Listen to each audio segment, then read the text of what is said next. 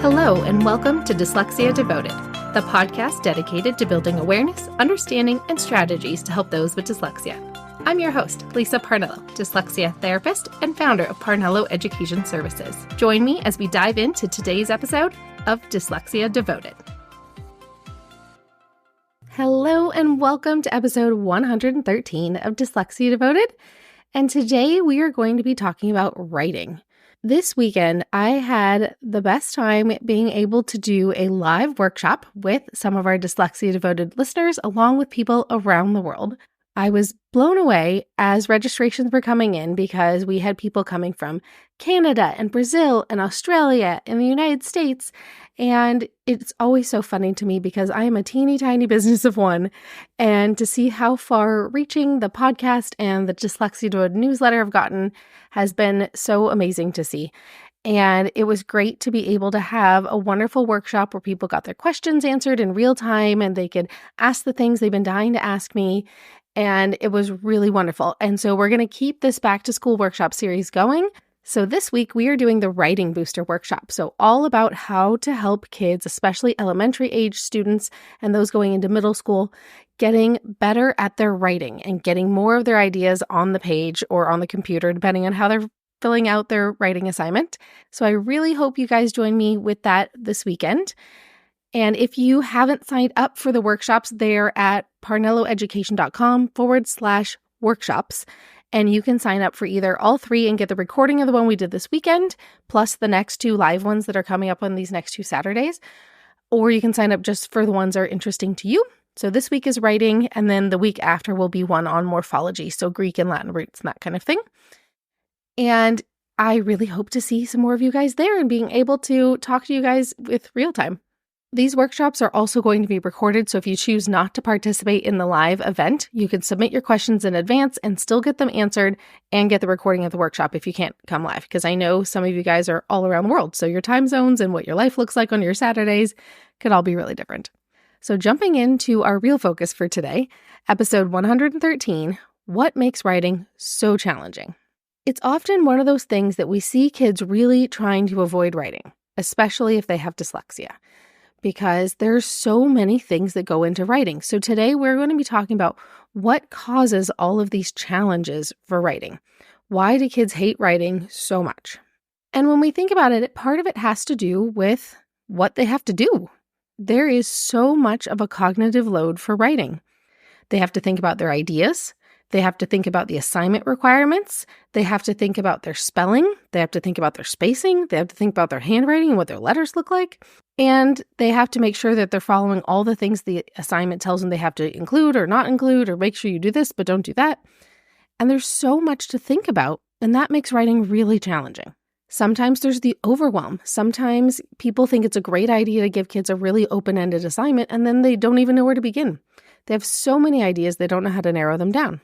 We have to teach kids, how do we narrow down some of those ideas? How do we put the best idea on paper?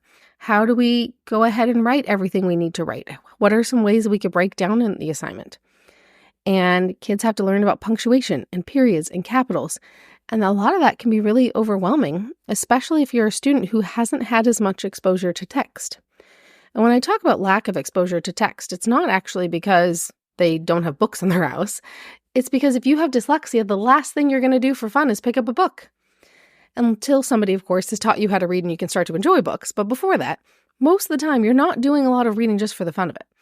So you don't get as good at knowing what the word looks like correctly when it's spelled the right way. You don't get as good at knowing where periods are used. You don't know how quotation marks are used very well. You don't know how commas and semicolons are used. And there's a lot of things to think about as you're writing a story, no matter how old you are, whether it's a fiction or a nonfiction passage that you have to do. There's a lot of work that goes into it. And then another challenge for students is the structure of how a particular teacher wants things done. Every single year, my kids, when I say my kids, I do not mean my own children. I mean the kids who set foot into my office or log into my Zoom room. Their biggest challenge with the first writing assignment every year is, what does this teacher want? Because sometimes what you want from this teacher is not what the last teacher wanted. Sometimes the way a certain teacher liked it done a certain way last year is the exact opposite of what the new teacher wants this year. I remember I had this one professor in college that I think must have been the laziest professor ever. And I won't say which college it was or what they were doing. But essentially, we had this program you were supposed to upload your essay into to make sure that it was all with the proper formatting and there wasn't any plagiarism and something else. I don't remember all the things they look for. Essentially, if it came back with a lot of blue on it, which was like what the program deemed was something was wrong with your essay, but sometimes it's a computer program doing it. So sometimes you would read what the blue said and you're like, that's dumb. No American English speaking person would ever say that about your essay. And so as an adult with a brain, you just would ignore parts of the directions of what the blue thing wanted you to fix because you knew that didn't actually make sense. But we had this one professor that's the exact way they graded all of their papers, was how much blue was on the essay. And therefore, they didn't actually read any of it. So we had this group project and we had to universally decide as a group to submit this terribly written essay that just didn't have any blue on it. And then guess what? We got an A. If any actual human read that essay, they would know it sounded awful. It sounded like a computer generated it. But we learned the expectation and how to do what we were supposed to do. And this is the point, is that sometimes it is not the way you think it sounds best. Sometimes it's the way the teacher you're submitting it to likes to have things done. And this is a nuance that is really challenging for kids. Sometimes they don't have the best teacher every year. And I love teachers and most are amazing and do the best job they can. But also sometimes you end up with a long-term sub who's never taught kids before because the teacher got pregnant or the teacher is having surgery the first 3 months of school and is out for extended medical leave. And you get someone who's just not great. And we have to teach kids, how do we adapt? How do we change what we do based on the expectations? And then you throw in dyslexia into all of this. And that's another challenge. Kids have to overcome the dyslexia piece to get their story out because so often kids with dyslexia will write only what they know how to spell correctly because they know every time they spell something wrong, points are going to get taken off. And all of a sudden, when they know it has to be perfect to make it on a page or they will get in trouble, they will write significantly less. So often I see kids who are telling their stories to me out loud and it sounds amazing. And then I see what they write down and I go, what happened to the rest of your story? This isn't what you told me. There was so much more to it that was way better than what's on this page. And they tell me, well, it's because I'll get in trouble if it's not perfect. The teacher says I have to write all my letters perfect and I always have to do all the right spelling and the capitals and the periods or she doesn't want to see it. And that is so defeating for a kid with dyslexia. It takes so much for them to get their ideas out that sometimes they just don't.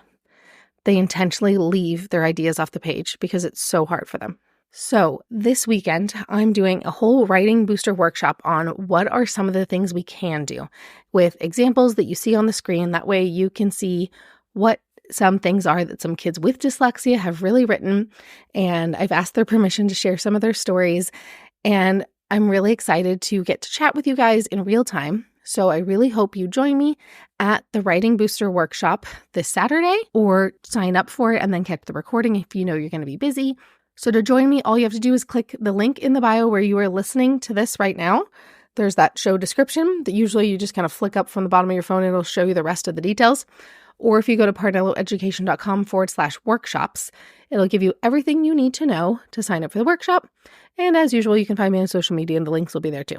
I can't wait to talk to you guys more this weekend. We had such a great turnout. There were way more people than I expected that signed up for the Dyslexia for Beginners workshop. And if you missed that and are sad that you missed it, I actually already put it up on my Teachable online courses page. So if you wanted to attend but couldn't, it's actually ready to go if you wanted to purchase that anyway and catch it because you didn't realize it was happening or you didn't know it was going to be recorded and you were busy. So it is ready to go for anybody who missed that workshop can actually still go ahead and sign up and catch the recording of it.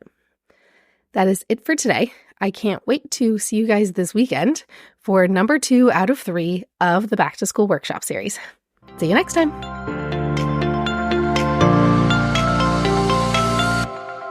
Thanks for tuning in to today's episode. If you want to learn even more about dyslexia, check out parnelloeducation.com/courses. See you next time.